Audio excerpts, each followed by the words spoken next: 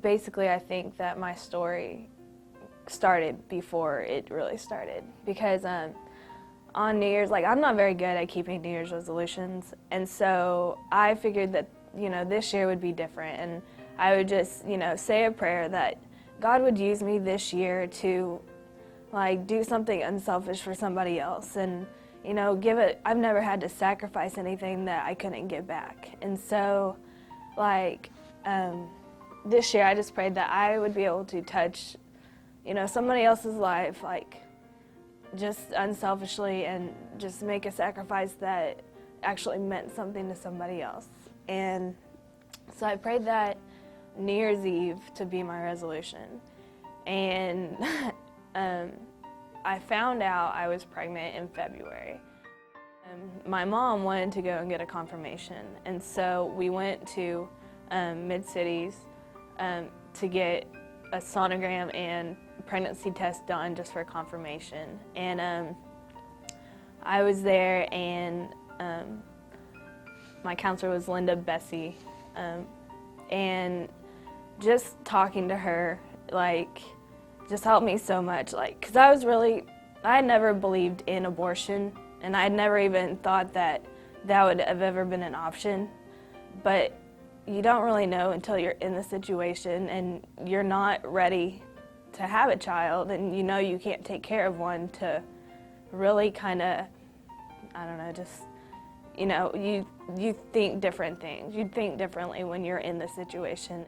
She just talked to me, she had her own personal experience about her daughter who had gone through a similar situation and was my age, and, everything for her just turned out to be such a blessing in her life. And she shared a tape with me of Hope, her granddaughter, that was singing in church, and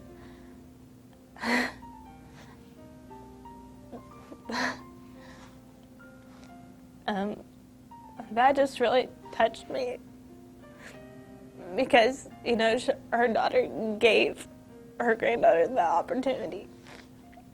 It was basically then when I decided, I would go through with the pregnancy. I didn't know whether I'd be able to keep the child or what option was best, but I knew then that I couldn't have an abortion. I moved down to Abilene and moved into a maternity home, and I talked to Linda, a lot while I was down there. She'd call to make sure I was doing okay, and it was just a big, witness, and really, she was just amazing through that whole thing, and she was, always there for me during that whole time. For several years, we wanted to have a family, and we figured out that we weren't going to be able to do that on our own, and so we decided to pursue adoption. And then we got a call in August last year and learned that there was a birth mother who wanted to meet us, and she had looked through all of our scrapbook and information about us, and she wanted to meet us. So of course we were thrilled. And I had Tyler on September 23rd, and it was just amazing. I had gotten to know Jeff and Melissa. I picked them as my family. I had prayed before I went to go meet with them, that God would just show me, where Tyler's supposed to be. And I walked out of the meeting with Jeff and Melissa, and there was not a doubt in my mind that that's who I wanted for Tyler's parents, and so we became really close. I admire her because she did something I would not have ever thought I could have done. Wanting a child so badly. I just admire her, and I think of her every day and pray for her. And I stayed with Tyler in the hospital, and I stayed with Jeff and Melissa, and their families came down, and my family came down. It was so helpful, and to know how much he was, loved, and how much he was going to be loved by that family just really helped. And the last night I had in the hospital alone, I prayed for Tyler, and I apologized to him for ever even thinking about having an abortion,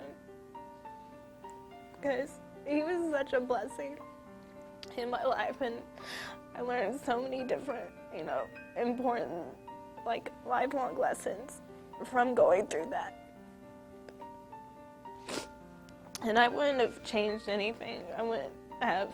I wouldn't take anything that happened back. If I could go back in time on New Year's and pray for something else, I wouldn't. Have kind of told Tyler, he doesn't understand, but we've told him about his birth mother and about the great choices that she made, and shown him pictures of her, and we have pictures of her with us and him. And I think especially when he gets older, that's going to be so important for him to see that she really loves him and loved him enough to give him up, which is, when I first found out that we were going to adopt, and then we got to go meet the birth mother, people at work were asking me, what was it like? And I just said it was grace, because it was just a gift that I didn't do anything to get or deserve to get, but she was giving it to us. And that's a hard concept to grasp, and it, you talk about it at church all the time, and you know about it, and you know in your mind and in your heart that that's what God did for us with his son. But this made it physically real. I can touch this grace. After going through all that, there is not a day that I have not been I cannot smile and look at him and just be so happy that he's our baby. It was just part of an amazing plan. And it took a while, and we're not to understand everything, but it worked out, and once it all came together, we were just looking at each other and talking to each other, just like it just all went away, because this is what was supposed to happen, and we didn't understand that, but it came real clear once everything started to happen.